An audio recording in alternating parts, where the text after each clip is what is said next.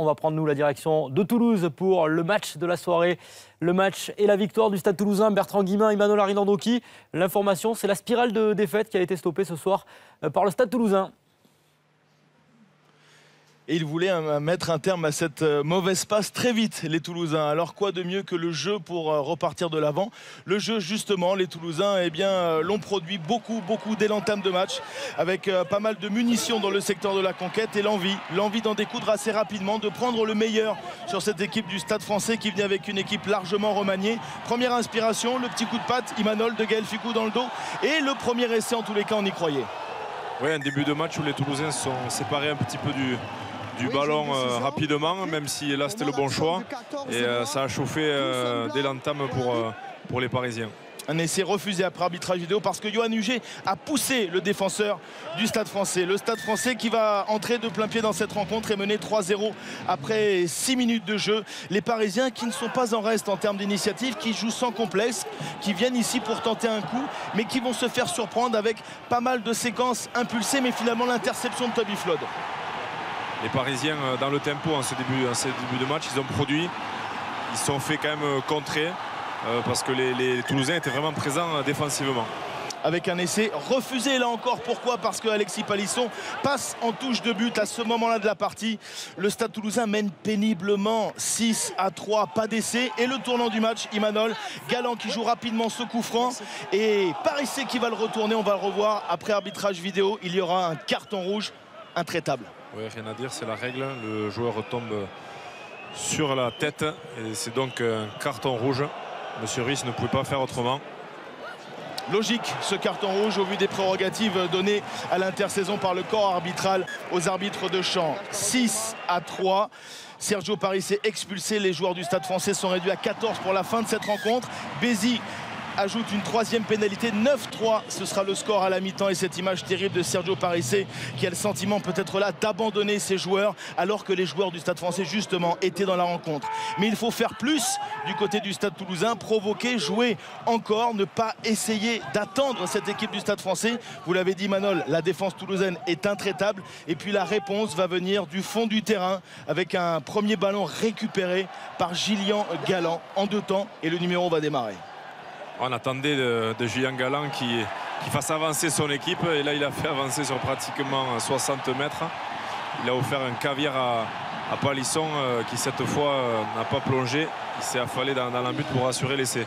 Essai qui sera transformé 16-3 puis 16-6 un petit peu plus tard. Les Toulousains comptent 10 points d'avance. Ils sont confortablement installés dans la rencontre. On les sent maîtres de leur rugby mais voilà, tout va se déjouer, tout va se déliter au fil des minutes. Un premier carton jaune, peut-être imaginaire contre Sébastien Bézi. Toulouse est à 14.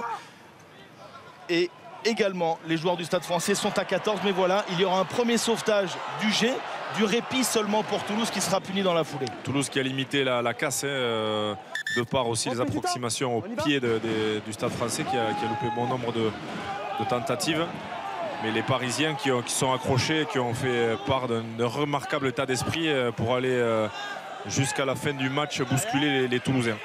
Et cette fin de match, elle sera marquée par le premier essai de la saison de Pascal Papé qui fêtait là sa première titularisation de retour de blessure. Pascal Papé qui symbolise l'état d'esprit qui, comme Sergio Parissé, vient tenter un coup, pourquoi pas, sur la pelouse du Stade Toulousain. 16-11. La transformation, vous l'avez dit, sera manquée. Ils ont manqué 11 points au total, les Parisiens. Peut-être, pourquoi pas, en mesure de s'imposer à Toulouse. Mais voilà, piqué au vif, les Toulousains vont réagir immédiatement de façon assez simple. Ils sont repris sur les bases, ce qui marche depuis le début de la saison du côté toulousain, à savoir une bonne conquête. Voilà, un bon ballon porté qui finit derrière la ligne, qui permet aux Toulousains d'ancrer leur victoire. 23-11. Les Toulousains, oui, sont pour l'heure en passe de s'imposer, de casser cette spirale négative. Mais voilà, il y a l'envie de faire plus du côté du Stade Français. Pourquoi pas d'aller chercher un bonus défensif? Pour ça, il faut marquer un essai transformé. On joue les toutes dernières minutes. Julien Arias va s'arracher, il va marquer.